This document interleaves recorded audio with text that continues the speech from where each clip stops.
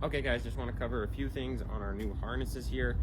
Every harness is going to be these new Petzl harnesses, but 2 of them are going to be outfitted as you see me kitted up right now. They're going to live on the squad this way.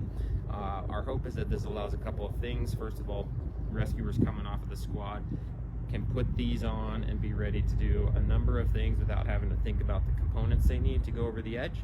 So you should be able to go over the edge and have enough things to climb, to affect some sort of a pickoff, to work position, work through problems, all that stuff. So just real quick, I'm going to cover this. You guys are definitely going to want to get these out, play with them, make sure you're familiar with the parts and pieces on your own. But hopefully this will just give you a quick overview. First thing that we've got, every harness has this built-in chest ascender. Chest ascender needs to be paired with a handled ascender of some sort. Per manufacturer's recommendations, this should not by itself be considered a point of contact, and that's because when you're actually moving, this thing could pop open and you could lose your rope. Once you're actually weighted into it, then it's considered safe, but anytime it's moving, it's not by itself. So that has to be paired with what we're going to have is a handled ascender like this. With our Prusix 2, this is the same thing as applied, and I haven't quite taught it correctly in the past. Now this will be attached to me, so if, like I said, this was to pop out and I would land on this, I'm connected to it. The handled ascender also comes with a what's called a foot tape. Lives all raveled up like this. Just unravel that, set it on your rope. Now I got my 2 points of contact and I should be ready to climb on that. In addition to that, for climbing purposes, I need my backup device. That's going to be my ASAP.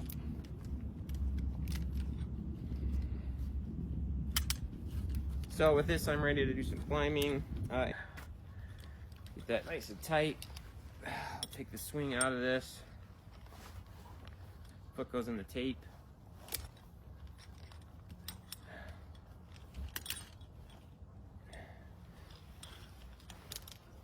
That rope should travel pretty well through that. Sometimes you got to help it along by pulling down below it, but you're just going to climb that way. One option to get down, if you just have to go down a short amount, is just to reverse it.